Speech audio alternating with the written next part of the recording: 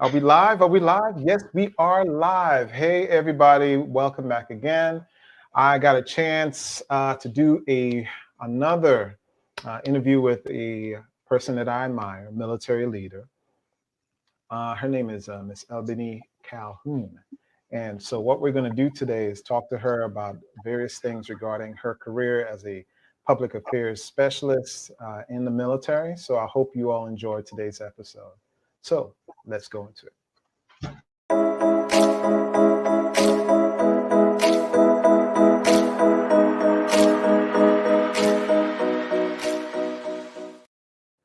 Someone asked me before, man, how your thing so clear, man? Look, I got this hookup, this HDMI live stream type thing. So if you want more information about that, send me a message and I'll tell you how to do it. Okay. So without further ado, I'd like to introduce you to Miss Ebony Calhoun. Here we go. How you doing, ma'am? I'm great. How are you doing? I'm doing great, doing great. How is everything where you're at? Hot. It is hot, hot, hot. I made a joke, and it really wasn't a joke, but the weatherman really said a couple of days ago that we had a cold front coming in, or cold snap. And that cold snap brought our temperatures down by about 10 or 15 degrees. So the lows were in the 60s and the highs were in the low 80s. So clearly the cold snap is over. So, but again, it's hot, but it's good though. I can't complain by any stretch. Okay. I'm in Texas as well. El Paso, I heard it gets crazy down there, but that's Texas weather. It comes, there's a lot of good and there's a lot of bad. And this is one of the in-betweens, right? Indeed. It's definitely in between for here. So I'm going to enjoy the in-between because it's bearable and just prepare myself for what comes next. Okay. What comes next? So, you're a military career woman. You're a person who's well-rounded. You've got a life outside of the military and you've got a life obviously in the military. And, from reading down through your bio, there's a lot of good stuff there. Let's talk about a little bit regarding your public affairs career. And, as far as you getting into it, let's talk about reasons why you may have gotten into it. Can you talk to us about that? So I will definitely say my foray into public affairs was actually a little bit of an accident. So I actually started off my career. I was branch detail chemical. I was a finance officer, and I spent a lot of time kind of honing my craft, particularly in the finance field. And it was something that I really enjoyed, but we came to a point in our career field where, the career was making some changes and making some hard choices. And I was also at this interesting apex where I was trying to figure out whether or not I wanted to stay in or if I wanted to get out. And to be truthful, as much as I love finance, I was coming to a point where I was getting a little burnt out, and I realized that I probably needed a little bit of a change of pace. So I want to say I was like one of the last of the dinosaurs of the functional area boards, as opposed to this current VTIP program, because our year group was the last year group that did the functional boards.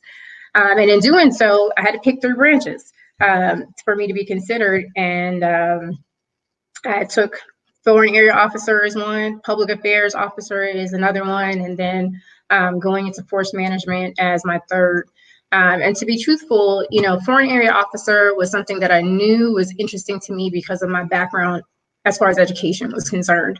But it was actually one of my mentors and sorority sisters who actually piqued my interest in public affairs. She was a public affairs officer in Yongsan, Korea. Most folks who are in the Korea field know who she is, Tanya Bradshaw.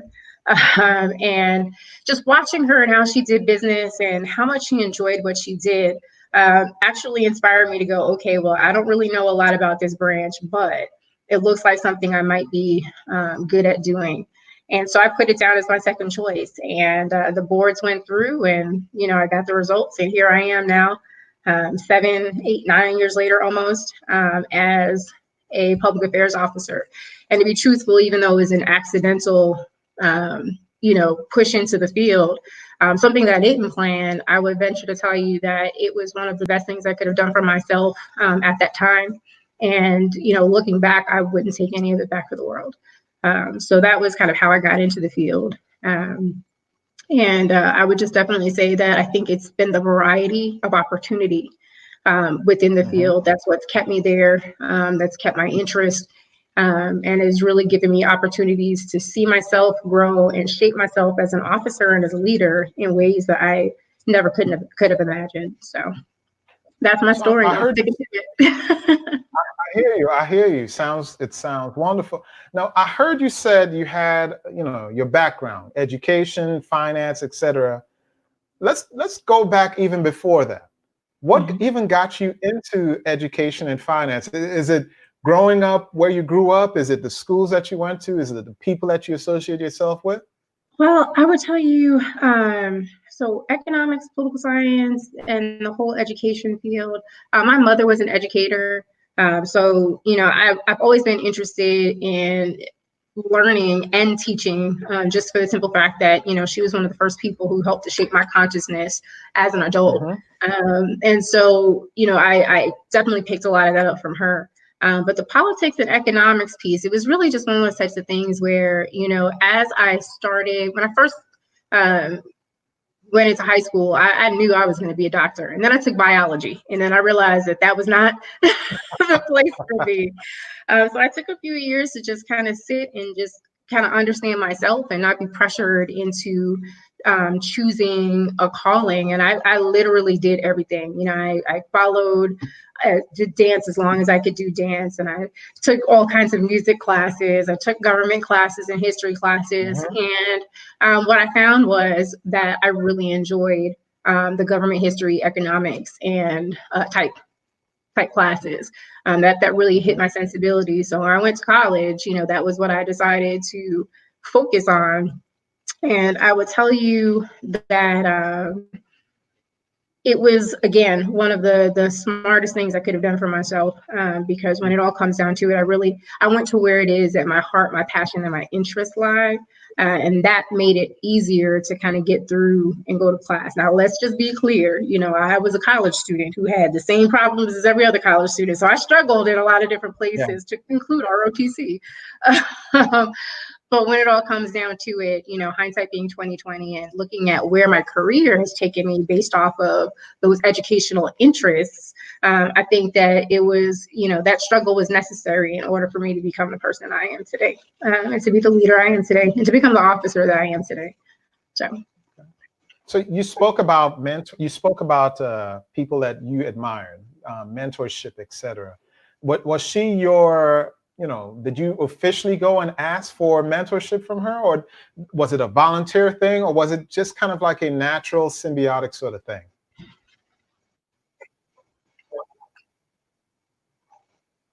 Hello? So to be truthful, I think it was really more of a natural relationship type of a thing. All right.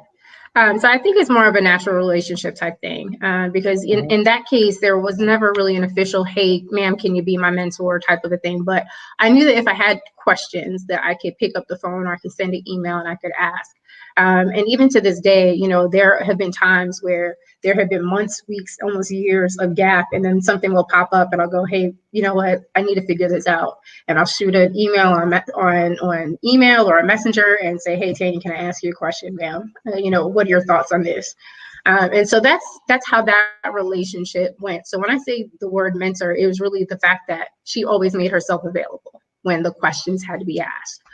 And so I would tell you with the mentorship, it's an interesting relationship, because every mentor that you enter a relationship with, that is going to be different, and it's going to be based off of personality. It's going to be based off of access. It's going to be based off of placement. It's also going to be based off of need. And when I say need, it's not just about going and catching and finding mentors and people and asking them for the things that you need, but sometimes them coming down and reaching down and telling you what you need, even when you don't know it. And so, you got to judge that relationship based off of how you flow, because no two mentors function the same way. No two personalities function the same way. And so you got to manage your expectation of that relationship in the relationship, not necessarily in the way that you would like to perceive mentor relationships to be. So I have some mentors that I call and talk to on a regular basis, and then some I don't see on as often. But one thing that is consistent about it is I will always let them know where I am in order for me to make sure that if I'm moving in a certain direction, if there's advice for them to give, they're willing to sit down and say, hey, listen, watch out for this when you go into this next spot, or congratulations. And if you need anything, let me know. If I'm not the person that has an answer for you, I can always point you in the direction of the person who does. So, mentorship, it's a two-way street. You got to reach up and reach down in order for that thing to work. Okay. So let's talk about, I'm sure you didn't just have only one mentor in your career, correct? Right. So let's celebrate and talk about those mentors. Name for us some of the mentors in your career that stood out and really helped form who you are today. So, oh my goodness, there's so many people that I really do owe a debt of gratitude to, whether they were long-term or short-term relationships. One person that you actually just had on your broadcast a couple of broadcasts ago, Colonel Retired Rivers Johnson. I think he's kind of like the grandfather of public affairs and wraps his arms around anyone who's interested. But I will tell you, he's one of those types of folks that I admire from afar until I was able to be pulled in. And when I had a chance to be pulled in, I remember sending him an email when I was in Egypt. Hadn't met the man a day in my life. And I was like, hey, sir, I am struggling in this job. But I know that you can probably help point me in the right direction. And I get an email back and he's like, hey, I'll send you a couple of things. And then when I showed up the next day, my email was full of different documents and ideas and recommendations, point papers, and things for me to take into consideration as I'm trying to, go through this new landscape of doing public affairs in an international setting. And so, he's one of those folks that, I think if you're a public affairs officer, if you aren't already linked in, you probably need to be, because he is institutional knowledge with a heart for service, which that's one person I would say I could definitely consider mentor and admire. There have been a couple of my bosses, Colonel Eric Zellers, he was my battalion commander when I was in Korea, and he's pretty much followed me through my career. And, if there's ever anything that I need either from his family, I can always reach out and go, hey, sir, I need your thoughts on it. There are folks like, Colonel Dwayne Wagner, who is always there and available whenever there's an issue or a problem or just a question that's out there. Oscar Doward, another person who's always making himself available to me as an officer whenever I have a question about leadership, particularly in my current job. And those are just a couple of folks to name the few. And anyone who I don't mention, it's not for a lack of care or a lack of appreciation, but really it ends up coming down to the fact that there are so many people who have had their hands in where I have landed as an officer, and they're a demonstration that it really does take a village to sit down and raise a leader. It really does take a village to make sure that we stay on track and moving in the right direction. Folks who are willing to tell you the honest truth about yourself, the hard truth sometimes, and people who are willing to sit down and be your cheerleaders when you're doing well. Oh, excellent.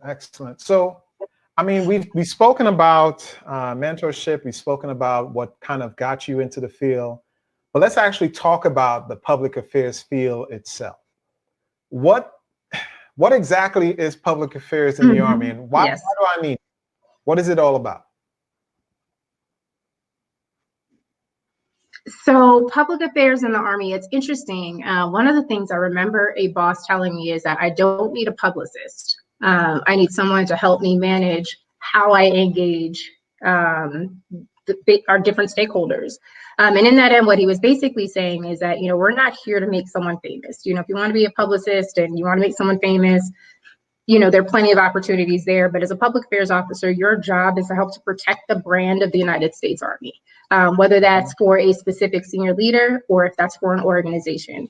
And so in that end, with public affairs, we're kind of at an interesting point in our timelines and in our careers. I think that right now we're in a position where we can't do business as usual. And that, you know, those folks who are going to be around for a while and be leaders in the field are going to be change agents. Folks who are willing to step outside of the normal box, get comfortable in places where you're normally uncomfortable, and kind of embrace a new dynamic in the information sphere. And that said, you know, it's about not just about telling the story, but assessing how the story is being received and being able to advise senior leaders and organizations on the best way and the best place for them to continue to tell the story based off of what it is that we're trying to achieve.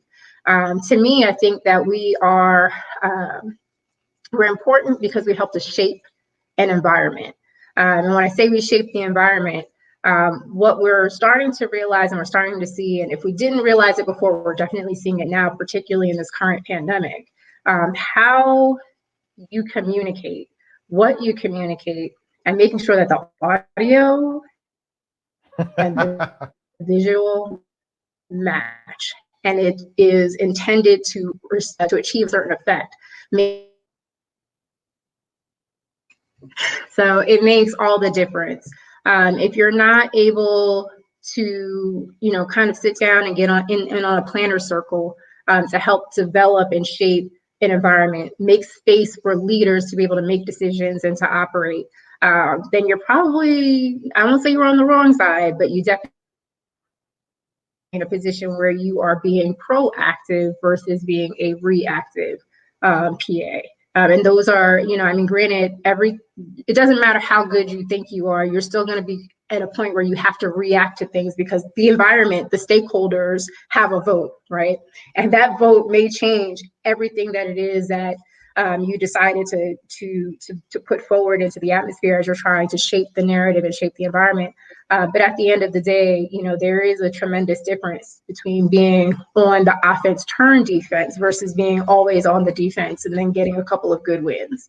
And so that's kind of how I see public affairs. We really should be in that position where we are on the offense. And if we're in the defensive, it's because the environment, the stakeholder, and dare I say, even the enemy in the information sphere had a vote. So what type of education background should one have if they want to enter into the public affairs field? Well, I would tell you that the funny thing about public affairs officers is that there's no one real set way of growing from an educational standpoint. So I would say that my education in politics and economics was a perfect fit for me because then I could actually see the world and the information sphere in different ways. You know, it doesn't matter what you looked at as an undergrad. You know, and I would even venture to tell you as a graduate student, the question ends up becoming is how intuitive are you? How interested are you in understanding the psychology of communication and realizing that there is a psychology, and in that ends, you have to be able to understand people. And as you understand people, how do you sit down and convey that message? Now, granted, I will definitely say that if you've got a background in communication, mass media communication, you know, a lot of schools are now looking at public relations and public information as concentration specialties, as opposed to just a minor that you can add on or what have you.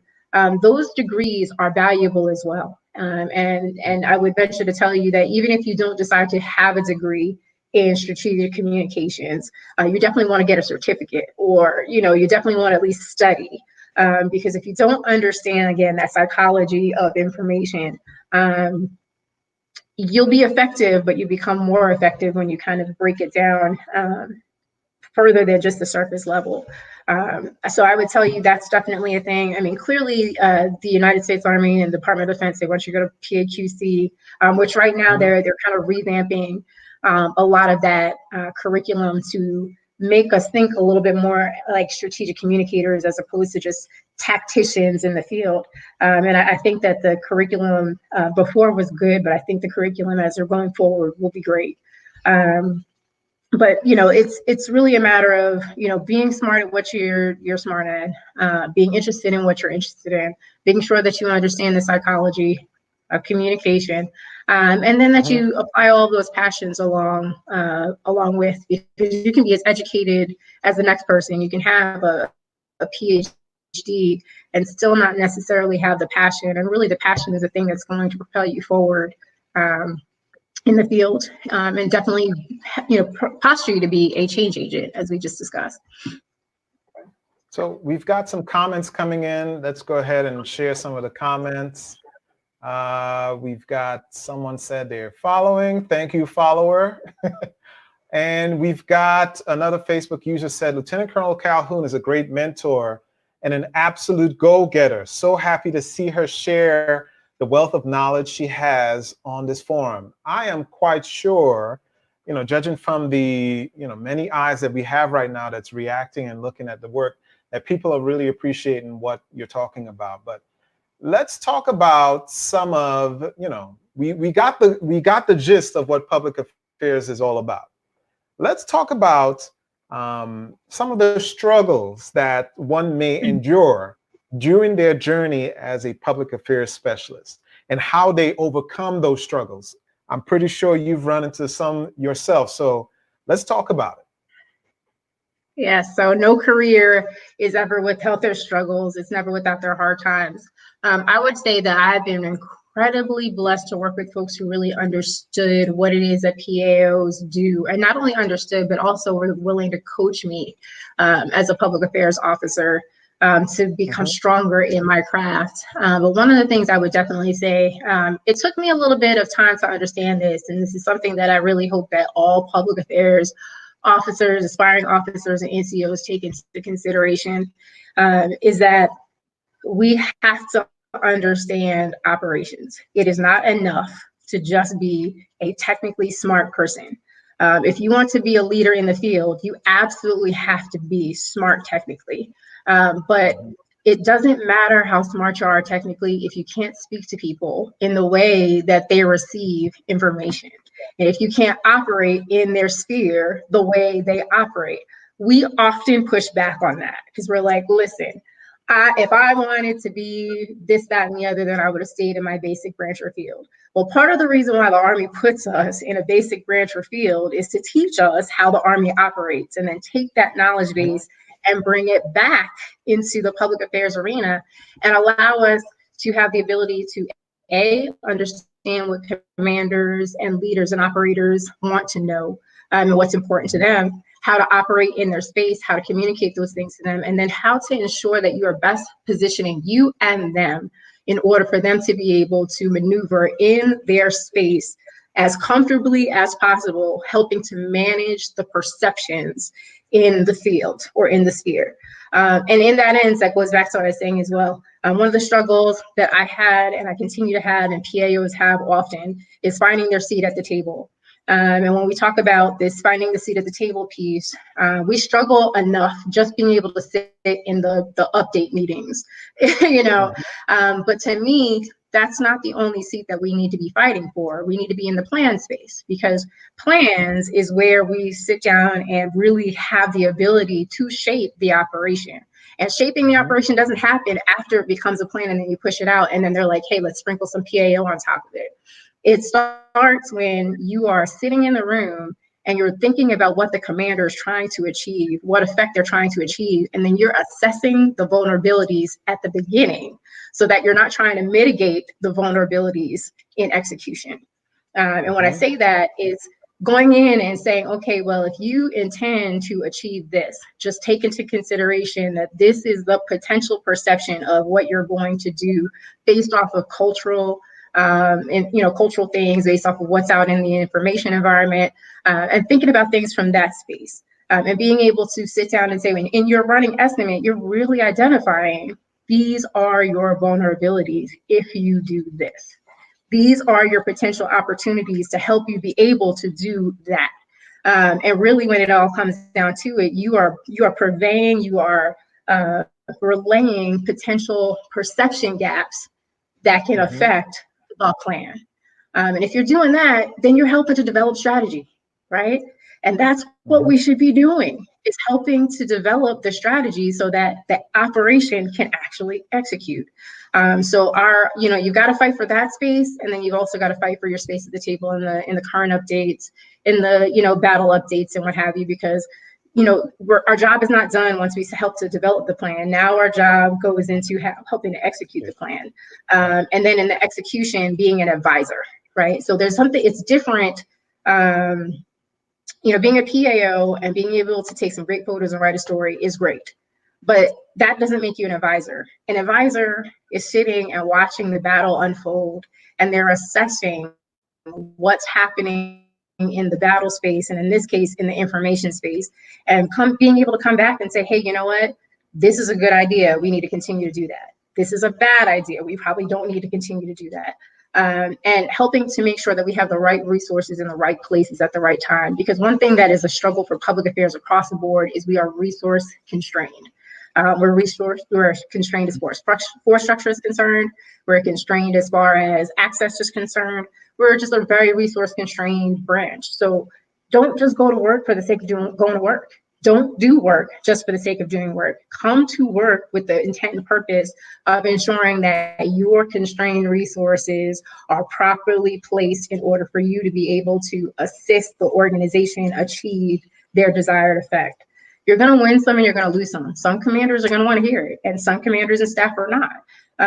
But if you put yourself in a position where you are truly an advisor, you have more of a likelihood that you're going to be able to minimize some of the stress that comes along with being a 1, 2, or 3-man shop that's required to do the work of 14 or 15 people.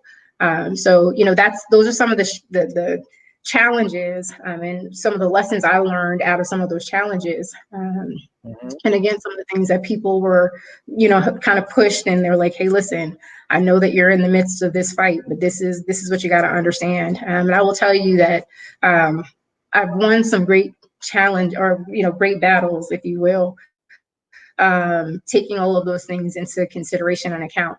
Now, let's be clear. I may not have understood it the first time or the second time. Sometimes it takes you 2, 3, 4 good times to go over it and try it again. But when it all comes down to it, when you do start applying those things and you take those wins, put it in your kit bag, pass it on to the next person so that when they come behind you, they're coming in and they're not starting where you started. They're starting off with a better foot. And then just continue to sit down and push, continue to learn, continue to grow, and then continue to grow other people around you. Excellent. So we've got 2 more questions coming in. Let's go towards answering some of these questions, because these are people that are actively checking out our video right now. The next question that comes in: when I served on division staff, PAO fell under mission command. Where do you think PAO falls under in terms of war fighting functions? So that's an interesting question, because at the end of the day, if you look at it from a joint perspective, joint has identified a 7th warfighting function, and information is that warfighting function. And in that sphere, that's where I believe we belong.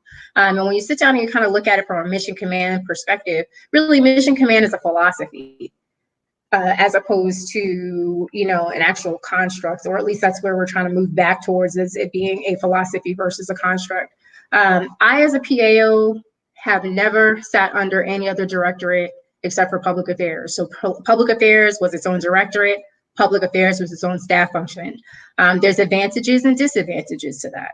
The advantage of being your own staff function is that if you have the right relationship, you have direct access to the commander, to the chief of staff, and to all those other folks who are the decision makers. The disadvantage is when you finish having those conversations with those decision makers, if you don't already have the relationship and the inroads with the 3 and the mission command staff to actually make what that conversation was into action, then you may have a little bit of an issue. So to me, I really do believe the PAOs, we do have our own function, and you do want to have that access to the command. It does not help us to have to go through several different staff functions or staff sections before we can actually get to the decision, because in this current environment, 10 seconds is life or death, right? So I would definitely say that we should be our own staff function, but you've got to have those relationships with the rest of the staff in order for you to be able to get things done. And it goes back to what we were talking about before, is that where do you position yourself and do you understand how operators speak and function? Because if you can't get to the three and say, hey, I need to figure out how to make this a task, then you will always be fighting yourself in order to get your job done. Because the Army runs on orders. It hasn't been any different in 240 plus years. So that said, don't think just because a commander said, hey, do it, means that that's the bless off, because you don't have tasking authority. You don't have the ability to make anybody else go except for you and your staff. So you've got to be integrated into that mission command process in order for you to be able to make sure that things get done properly. And again, if you're in the plans conversation with the J5 or the G5 or any of those other folks, you already have the ability to sit down and say, hey, this is what the command wants. Because guess what? If you say it, if you get it into the plan, if he blesses off on it, now that becomes part of the operation. So, you know, that's kind of my own philosophy about it. I don't think we really do need to belong under another staff section or staff function. But I also recognize that some commanders task organize their staff that way, because we as public affairs sometimes are weak in understanding how to make sure that those linkages happen so that we can make sure that work happens, making sure that working groups are coordinated and synchronized, making sure that we are participating both in the plans working groups and then we have somebody from the plans and the operations team in our working groups. So we're having the crosstalk to make sure that things are getting done. So, I mean, it's you just got to make sure that you place yourself in the right spot so that you can help to, again, advise and that you're in the right place and that you can move at the speed of relevance as opposed to the speed of staff work.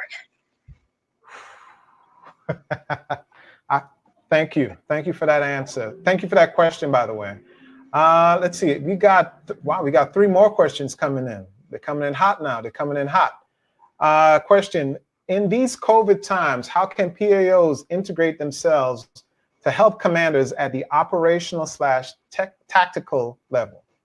So one thing I will say that I actually had a lesson learned here recently with the COVID piece is right now, commanders want us at the table. And the reason why they want us at the table is what we realized here at Fort Bliss was that it didn't matter all the great work that everyone was doing to make sure that the right things were being done. The fight was actually the perception fight on the other end. It was spouses and soldiers that were asking for information. It was members of the community who were like, hey, what is Fort Bliss doing?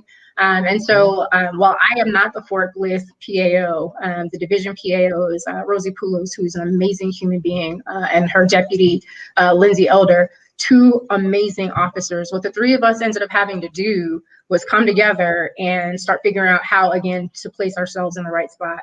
So what we collectively decided was that we would develop a working group, and it was a daily working group. And granted, it was one of those types of things where it was crisis communication oriented. And that working group in and of itself actually started pulling people together to figure out how we unify the message.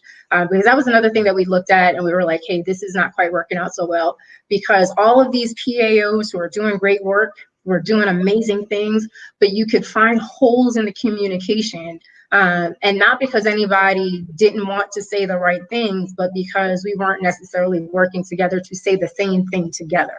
And so in pulling together that working group, having it on a daily basis, again, making sure that it's part of the battle rhythm. So, you know, after we put it together, we got it into an order, 3 pushed it out, and everybody from the division on down had to have a representative that supported that process. So that we could at least be speaking the same language, and then as well so we could pool resources, because again, you got folks who don't just have COVID to take care of, they've still got regular communication issues. You know, the unit still has other functions that have to happen. So how do you make sure that, again, shops of 2 or 3 can actually multitask and be in 4 or 5 different directions and places? And that working group was one of the ways that we did it. the other piece too is unified communications. If there's ever a time for us to have unified communications, it's right now, especially considering the fact that it's so easy for your own good information to become misinformation if you're not having conversations with your peers in the communication sphere to the left and the right, and then up and down.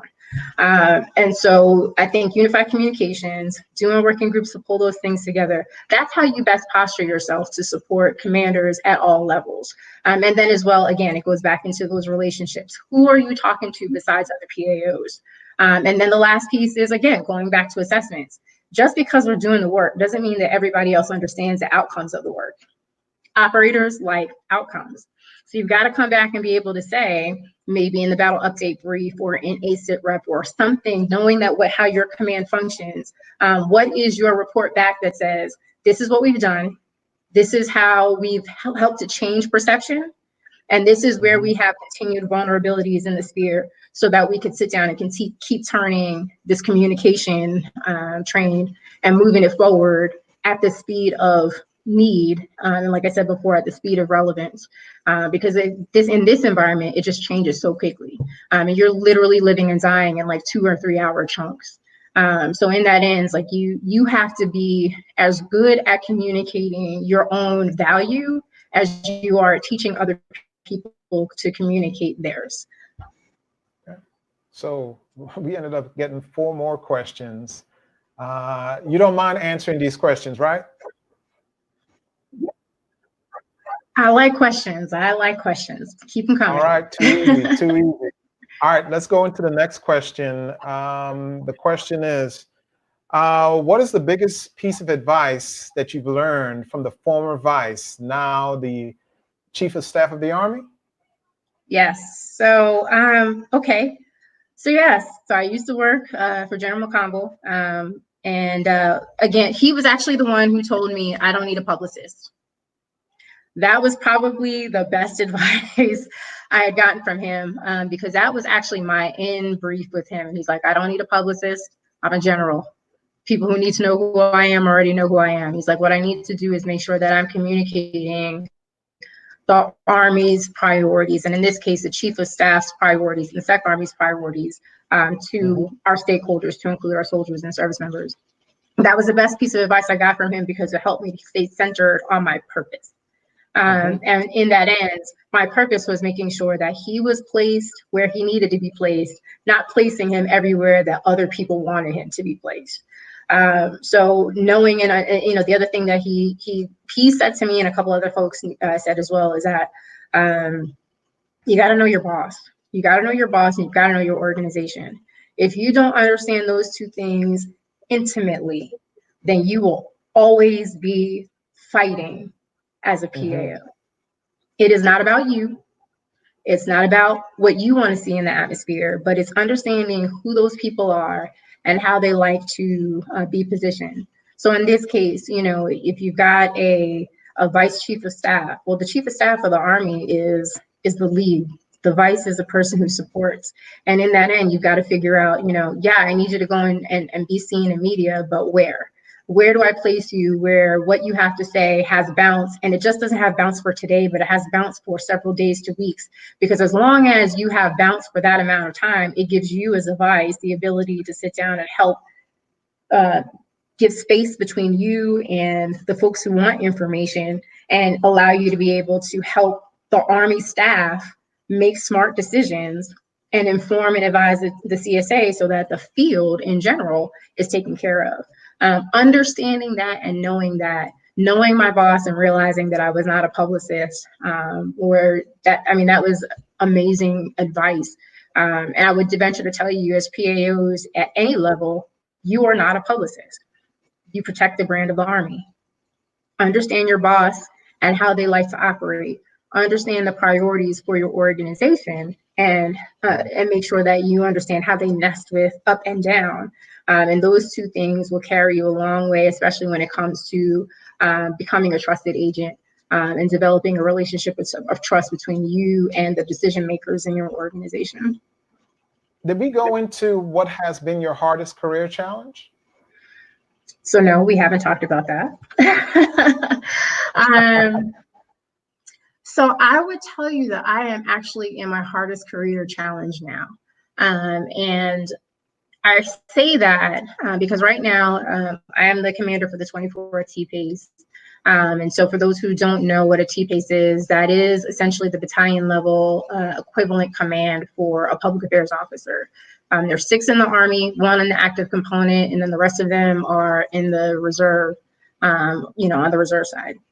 And so I say I'm in my biggest career challenge now, just because leadership is a hard thing. And like the official leadership roles are a hard thing. And the only reason why I say it's a hard thing is because nothing that you do is about you. Every decision that you make, you have to weigh it 2 or 3 good times before you actually execute it, because there are people's lives, there's people's livelihood, and there's, just people in general on the other side of what it is that you do. And it's interesting to me because that also requires for me to sit down and manage expectations, both of myself and others. And then as well to be fully invested in something bigger than me. And it is a career challenge just for the simple fact that I am human, just like everybody else. And there are some days where I was like, I just don't want to do it. But then after I finish having that moment and I sit down and, meditate and I do my my yoga or what have you, I've got to come back and stop and take into consideration that being, again, a leader in public affairs doesn't just mean that I'm a tactical or a technical expert. It really does require for me to sit down and be a leader of people, and to be fully invested and interested in people. So let me ask, you say that you're human, obviously. I'm sure as a woman, as a leader, you've seen people who have come after you and dealing with personal struggles themselves. You're an officer. So let's talk about some things that you may see other junior officers, black, white, whatever, things that they may be struggling with. What are some of the things that you may have noticed, and what are some of the advice that you can carry on to them? So I'm going to take this in 2 different parts. I'm going to talk about some of the professional struggles, and then I'm going to talk about some of the personal struggles. And the reason why I say I take them in 2 parts is because they are 2 different things. And I would tell you from the professional struggle, I will tell you that going from company grade to field grade officer transition, that is a hard thing. Because as a company grade officer, your purpose in life is to toil hard, to become a technical and tactical expert, to sit down and test your mettle as far as personal leadership is concerned. And we become so comfortable in that because we spend so much time doing that job, right, as a company grade officer. So between second lieutenant to a captain, like you spent about 8 or 9 of your years learning that hard work was the thing that was important for you. And then you transition to become a field grade officer, and then the whole world changes, because now when you become a field grade officer, you're they, right? So when people are walking around and be like, I don't know what they were thinking, you as a field grade officer, as soon as you pin on major, you are the they, because now you're looking at things from an organizational perspective. You're not, and when I say organizational perspective, I'm not just talking about your company. I'm not just talking about your platoon, but I'm talking about the organization as a whole, because you're going to be a battalion XO, you're going to be a battalion 3, you might be a MPAD detachment commander as a public affairs officer, you're going to be a brigade staff officer, brigade PAO or something else where you have a loyalty to something larger than just this small entity. And what you've got to figure out is, in that ends, now that you're the they, you've got to be able to step away from just working hard and really starting to learn how you look at the larger picture. And I think I said it in another forum, as a field grade officer, especially when you're coming over, like, you've got to look at the larger picture and stop worried about putting out the small fires. Because when it all comes down to it, is that you don't know what small fire is the priority if you don't understand the larger organizational picture. And it's fine, some fires are going to have priority of effort. And you are the person who decides the priority of effort by looking and researching and understanding what you have as far as resources are concerned. That doesn't change regardless of your field. So that said, PAOs, I will tell you that you've got to sit down and meet that challenge. You've got to be able to sit down and bring yourself or think about things from a much larger picture, and then figure out how it is that you put out these smaller fires where you prioritize effort. and where you prioritize what you do, how you do it, and why you do it, and then help provide that advice to other people and to push them down. So I would say that's one of the challenges. And then the other professional challenge that I would say for officers in general is that we oftentimes think that commanding or receiving intent means receiving specific direction. As officers, you are paid to take the intent, interpret it, and then start creating the specific directions. And it doesn't matter if you're company grade officer or a field grade officer, that's what you do. And then the closer, again, as you transition over to become a field grade officer, that direction and that intent becomes more and more ambiguous, because your job is to help figure out the ambiguities and actually identify what needs to be done. Now, that doesn't mean that someone gives you 3 seconds of intent and then you walk away and you're like, okay, everything is good. If it was unclear, come back and ask the question. Yes. If you don't understand, come back and have the conversation. Don't let it be the day before something is due that it becomes a discussion between you and whoever gave you that task, and then we identify or realize that you just didn't understand where you were going.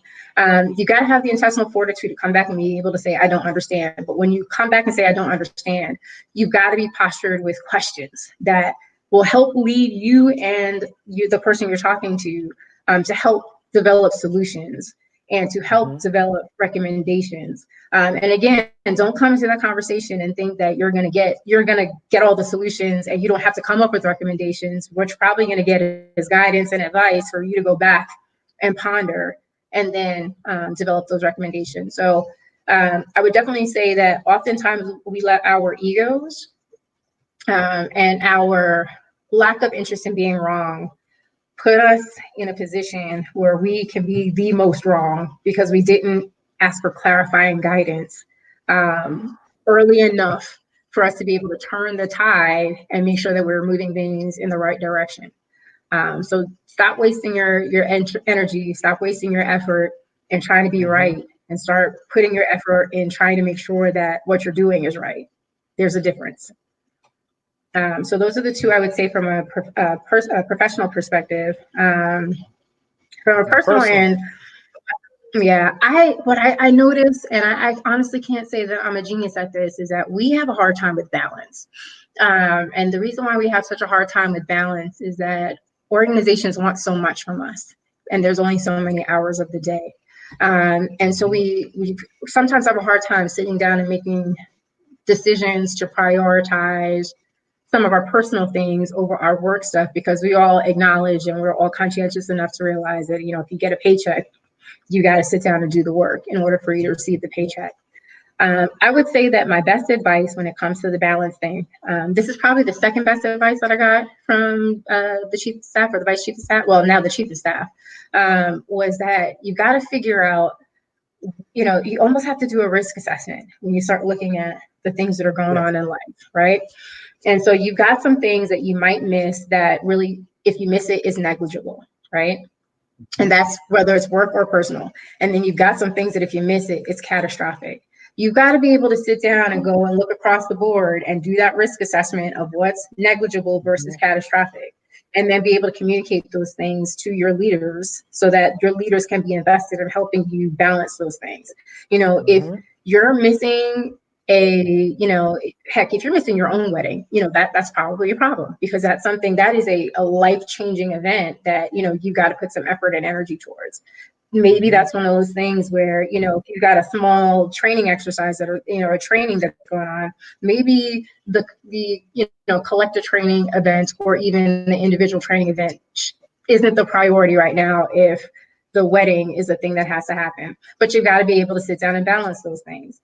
If it's a matter of sitting down and, I don't know, you've got, your kids' recitals. Well, maybe it's not necessarily catastrophic, but maybe you sit down and you put that in the middle of the box and you identify that, I may not be able to make this recital, but I've got to make these other 2 or 3. How do we sit down and balance those things?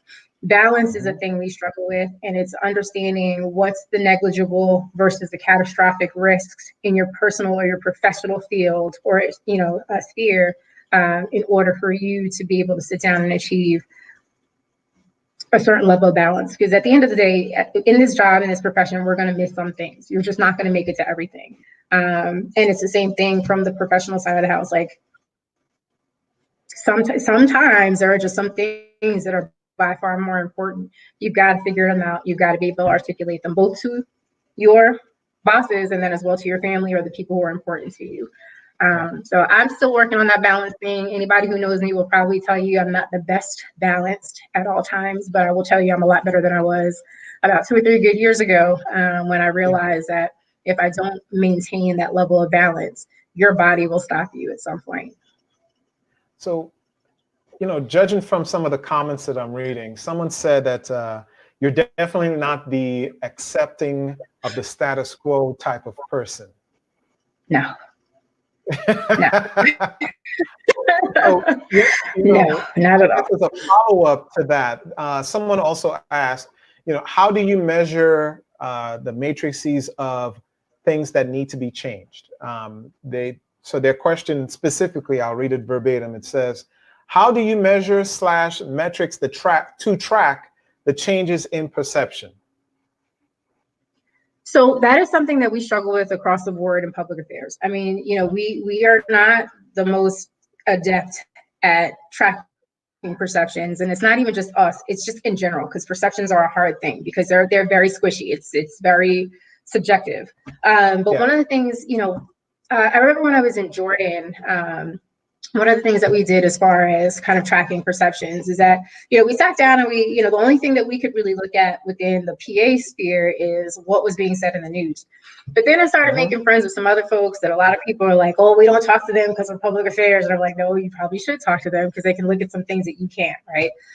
So G2, there are people in G2 who look at stuff the same way, that the same things that you do, but then they've got access to look at all kinds of other stuff. So if you are not friends with your OSINT folks, then you are probably cutting off an opportunity for you to see a whole other sphere of perception, because they're not just tracking what's in the news sphere. They're not just tracking what's in the, the social media sphere, but they are looking at some secret squirrel stuff. They're looking at things on other networks that, if we went to them, we would get shut down. They're seeing things that are important in the sphere for you to come back and be like, okay, well, this is what mainstream media is saying. This is what we're seeing in the social media sphere. And this is kind of like, here's your other assessment. You put those two things together and you kind of figure out somewhere in the middle is probably the truth. Because both sides have its slant or its taint. So definitely make friends with your OSINT folks. They will help you out in ways that you never would have imagined. Another, place where you can kind of look and gain some additional atmospherics or have you, like a lot of times, again, PAOs are like, oh, I don't want to work with the IO. Well, the IO helps to synchronize everybody, not just us, but everybody. So if you don't know where to go to sit down and go and figure out some information that will help you assess the sphere, if you talk to the IO, especially if you don't have the relationships with everyone else, the IO can help put you in contact with the right people to help you figure out what all else is going on. So you got, folks from the PSYOP community and from civil affairs that are getting human intelligence types information to come back and help you to measure perception. So that whole thing that we're talking about, like working groups, right?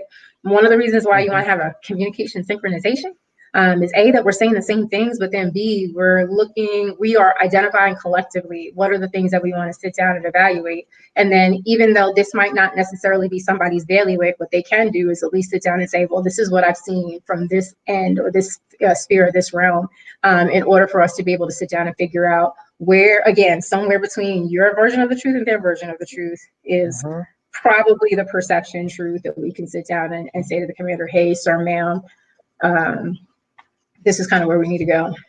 Something else that I will say that is kind of poisonous words in the communication sphere too is, though our job is not to target, it is helpful to understand targeting cycles. And the reason why I say that is that a targeting cycle is an assessment cycle of battle damage right? So if you've ever heard of battle damage assessment, right? So you look at battle damage, you look at the atmosphere, and then you sit down and you take different indicators and you kind of figure out where it is that you have the best potential bang for the buck. Well, you're not trying to target anybody. That is not what we do. But you do want to understand the principles and the basics of targeting cycles so that you can kind of figure out how it is that you look at what you're receiving and turn that into a legitimate assessment to say, hey, this is where resources are best served.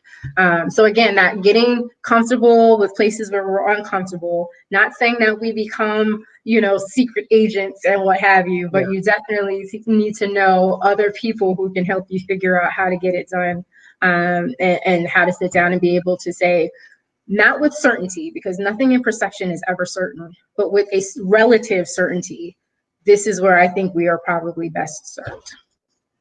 So I hope that answers the question. I'm not sure if it answered it 100%, but I will tell you that it's more or less a thing of figuring out where to get information as opposed to sitting down and doing that thing by yourself and then figuring out this is probably where you need to go.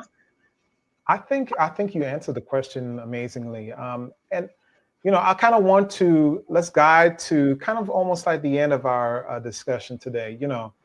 Looking back, I'm sure you've appreciated a lot of the hard work that you've put in, a lot of the mentorship you've had, some of the struggles that you've had. Let's talk about some of the successes and where do you see your career going? Well, I would tell you, I have no idea where I'm going next, and what I'm going to do next.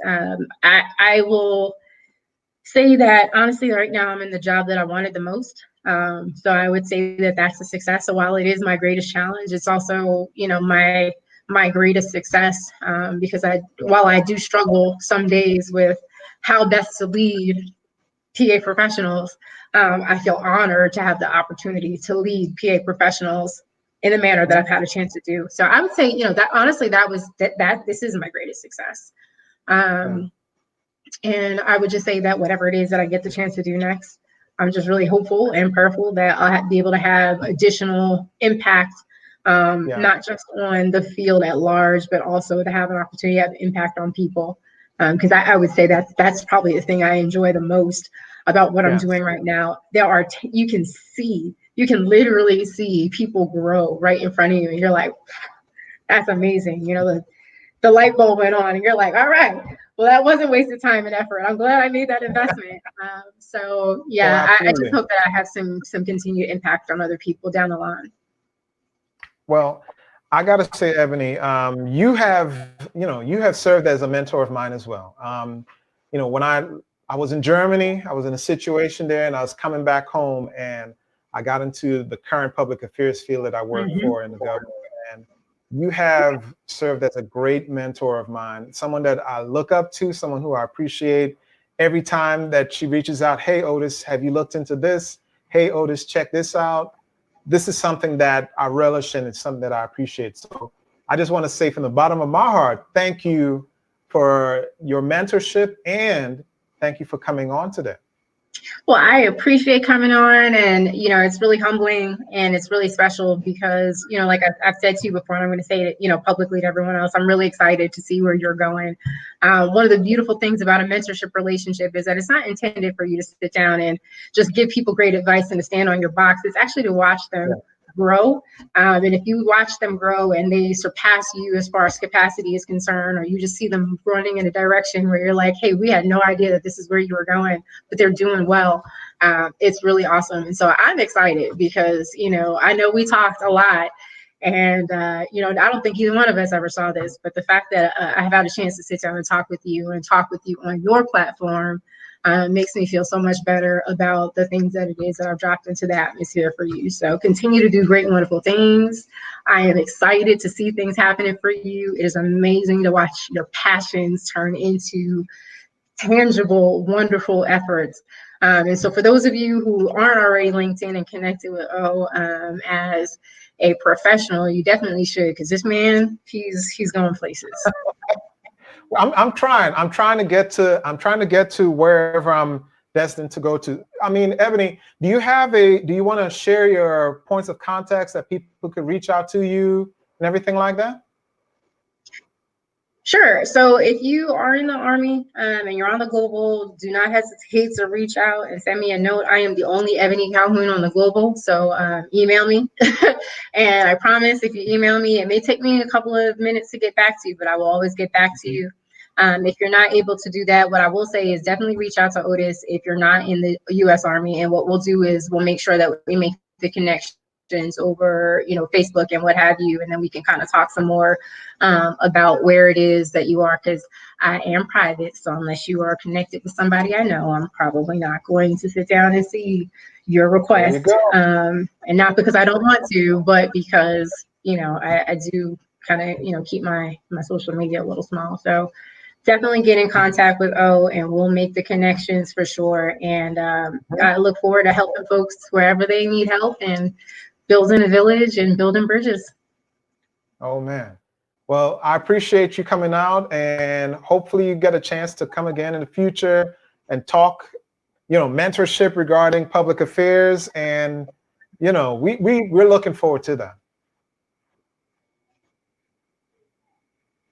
Absolutely. Well, I appreciate it, and I'll definitely come back anytime you want me. All right. Well, take it easy now. All right, you too. Take care. Enjoy the rest of your weekend, everybody, or as much of it as you can. All right. And so we had another wonderful episode. Ebony is absolutely awesome. If you want to get in contact with her, send me a message and I will get you in contact with her. So as I say in parting every single time, take care of yourself, take care of your family, and take care of each other.